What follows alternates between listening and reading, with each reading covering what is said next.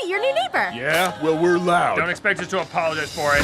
ZPD's first rabbit officer, Judy Hopps. In a world where mammals somehow evolved into anthropomorphic versions of their ancestors, Judy Hopps, a young bunny from a small farming town, leaves for the big city to live out her dream of being a police officer. But once there, she finds herself teaming up with a charming con artist Fox in order to solve a huge missing mammals investigation in Zootopia. I'm Cinematico Magnifico of AmoralCrackpot.com, and welcome to the Nightly Chill.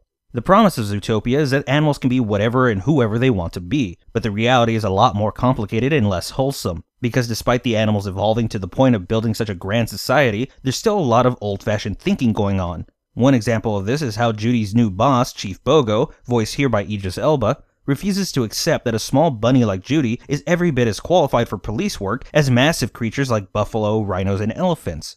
A more extreme and prevalent example is the persistent fear and prejudice against predatory animals, something shared by Zootopia's primarily herbivorous population.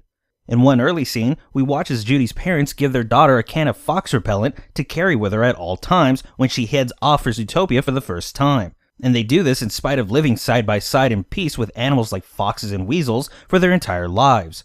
Even children in the movie are seen teasing and tormenting those different from them based off of outdated stereotypes.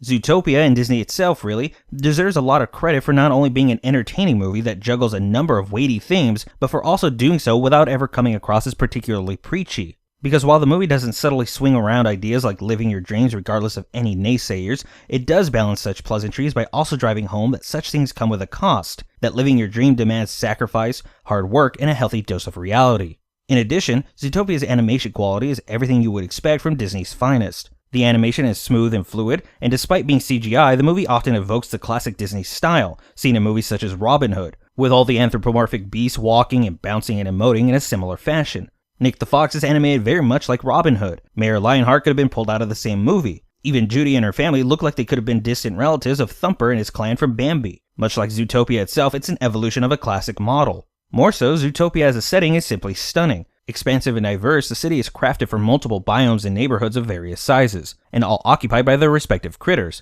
Unfortunately, only the major New York-like centerpiece gets enough screen time. While we do get glimpses and a few scattered scenes that explore the rainforest and tundra, little exploration is done here. Instead, these biomes are used for very specific purposes, like an exciting chase through treetops, or the threat of being thrown into an ice flow. This of course all helps reinforce the notion of diversity in Zootopia, but it does little to really explore such a grand setting. Much is made about Zootopia as a location, but the movie instead keeps things scaled small by focusing on Zootopia more as an idea. And while this certainly benefits the story and its characters, when every character is frequently talking about how big and crazy Zootopia really is, it's hard to not feel a little let down when you don't see enough of it. That being said, between its tight story, wonderfully fleshed out characters voiced by an eclectic and talented cast, and with a theme and message that is much needed for today's audiences, Zootopia exceeds the already lofty expectations of Disney's animators and storytellers in almost every conceivable way. All of this, of course, is more than enough for me to recommend that you watch it just as soon as you get the chance. Sure, there aren't any songs to sing along to this time around, but Zootopia proves to be a whole new wonderful creature trying to be something more, and that alone counts for a lot. You can follow Amoral Crackpot on Facebook and Twitter, and also be sure to leave any questions, comments, and suggestions for future reviews in the comments section below, and maybe discuss today's movie at greater length. Next time on the Nightly Chill, we'll be taking a look at the somewhat controversial Black Snake Moan, which sees Samuel L. Jackson as a religious farmer and former musician who seeks to save himself by saving a drug-addled young woman from her self-destructive lifestyle, and he does so while chaining the girl up to his radiator.